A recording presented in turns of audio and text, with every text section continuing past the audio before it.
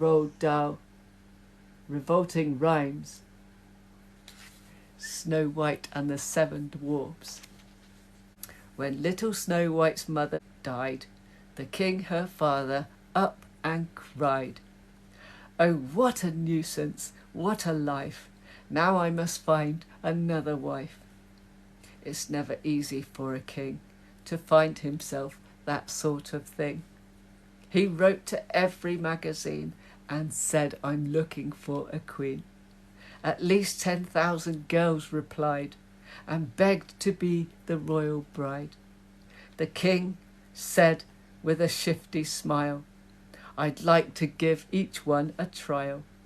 However, in the end, he chose a lady called Miss... What? Miss... What? Maclehose. Maclehose.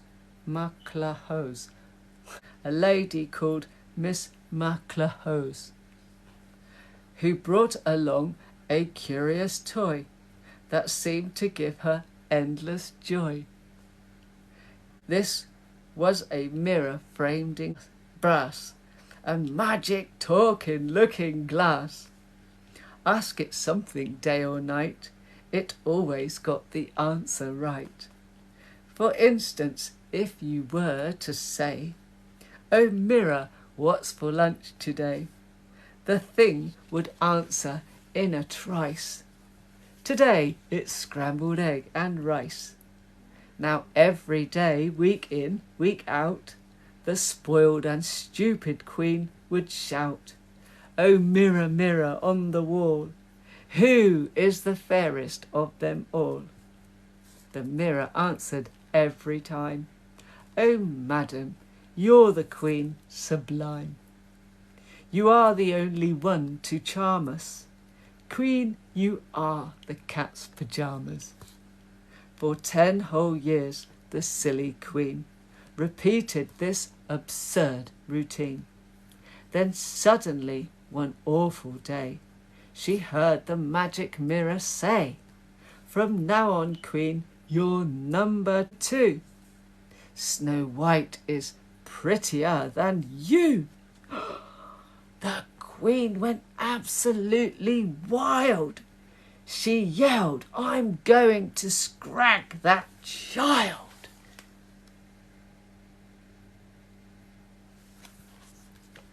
"I'll cook her flaming goose, I'll skin her, I'll have her rotten guts for dinner." She called the huntsman to her study. She shouted at him, "Listen, buddy, you drag that filthy girl outside and see you take her for a ride. Thereafter slit her ribs apart and bring me back her beating heart." The huntsman dragged the lovely child deep, deep into the forest wild. Fearing the worst, poor Snow White spoke. She cried, "Oh, please give me a break." The knife was poised, the arm was strong. She cried again, "I've done no wrong." The huntsman's heart began to flutter. It melted like a pound of butter. He murmured, "Okay, beat it, kid." And you can bet your life she did.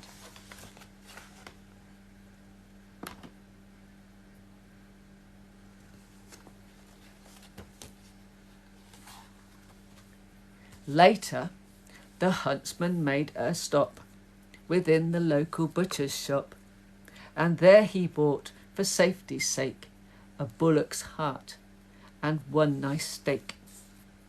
"Oh Majesty, oh Queen," he cried, "the rotten little girl has died, and just to prove I didn't cheat, I've brought along these bits of meat." The Queen cried out, "Bravissimo! I trust you killed her nice and slow." Then, this is the disgusting part, the Queen sat down and ate the heart. I only hope she cooked it well. Boiled heart can be as tough as hell. While all of this was going on, oh where had Snow White gone? She'd found it easy, being pretty, to hitch a ride into the city. Oh, where she'd get a job unpaid as general cook and parlour maid, with 7 little funny men, for each one not more than 3'10", ex-horse race jockeys, all of them. Those 7 dwarfs, though awfully nice, were guilty of one shocking vice. They squandered all of their resources at the racetrack, backing horses. When they hadn't backed a winner, none of them got any dinner.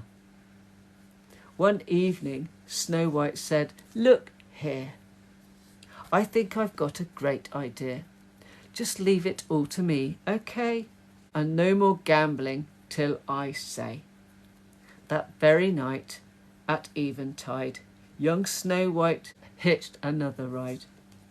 And then, when it was very late, she slipped in through the palace gate. The king was in his counting house, counting out his money. The queen was in the parlour, eating bread and honey. The footman and the servants slept, so no one saw her as she crept on tiptoe through the mighty hall and grabbed the mirror off the wall. As soon as she had got it home, she told the senior dwarf, or gnome, to ask it what he wished to know. "Go on," she shouted, "have a go." He said, "Oh mirror, please don't joke. Each one of us is stony broke."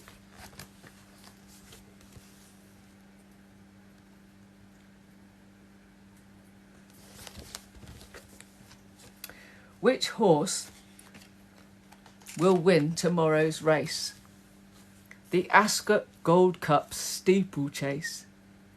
The mirror whispered sweet and low, "The horse's name is Mistletoe." The dwarfs went absolutely daft. They kissed young Snow White fore and aft, then rushed away to raise some dough with which to back old Mistletoe. They pawned their watches, sold the car, borrowed money near and far. For much of it they had to thank the manager of Barclays Bank. They went to Ascot, and of course, for once they backed the winning horse. Thereafter, every single day, the mirror made the bookies pay.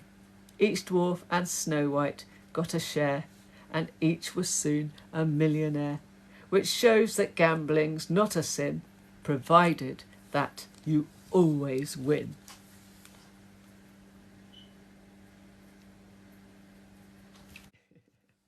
That was good. That's a different story of Snow White and the 7 Dwarfs. I hope you enjoyed that.